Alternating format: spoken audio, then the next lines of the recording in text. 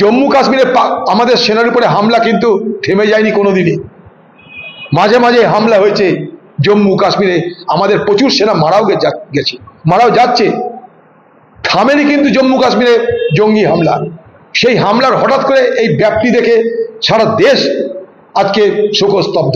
কিন্তু জম্মু কাশ্মীরে কিন্তু হামলা থামেনি। কি থেমেছে? পাথর ছোড়া থেমেছে পাবলিকের, সেটা অন্য জিনিস। পাবলিক পাথর ছুঁড়তে সেটা বন্ধ হয়েছে সেখানকার প্রশাসনের তৎপরতায়, সেটা অন্য জিনিস। কিন্তু জম্মু কাশ্মীরে জঙ্গিদের হামলা বন্ধ হয়ে গেছে, এটা কিন্তু অবস্থা ছিল না। মাঝে মাঝেই সামরিক বাহিনীর ওখানে শহীদ হতে দেখেছি আমরা, আবার মিলিটেন্ট অর্থাৎ জঙ্গিদের কখনো মরতে দেখেছি।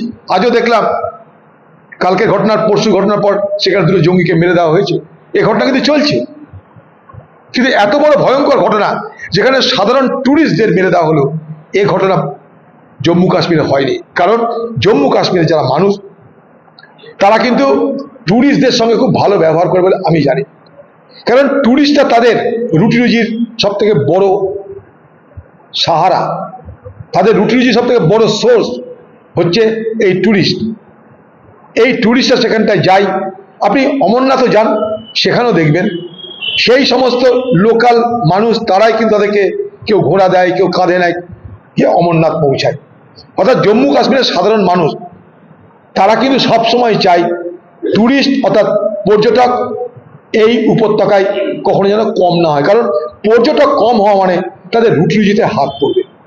আচ্ছা, কিন্তু আমরা হয়তো আবেগে ঘৃণাতে আমরা এখানটাই একরকমের আমাদের প্রতিবাদ হচ্ছে, কিন্তু জম্মু কাশ্মীরেও প্রতিবাদ হচ্ছে। সেই প্রতিবাদের পিছনে সেখানে রুটি রুজির প্রশ্ন আছে।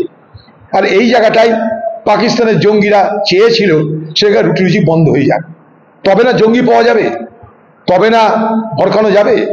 একটা উদ্দেশ্য নিয়ে জঙ্গিরা হামলা করে, সেই উদ্দেশ্য নিয়ে তারা হামলা করেছে। টুরিস্ট বন্ধ হয়ে গেলে জম্মু কাশ্মীরের আর্থিক অবস্থা বেহাল হয়ে যাবে। রাজনাথ সিংহ কালকে বলেছে রক্ষামন্ত্রী যে আমরা খুব তাড়াতাড়ি কড়া জবাব দিব, সারা পৃথিবী দেখবে কি জবাব দিচ্ছি আমরা। আমরা তো চাই জবাবের মতো জবাব চাই, আমরা চাই জবাবের মতো জবাব। জুবানি জবাব নেই, মুখের কথা না, কাজের কথা চাই।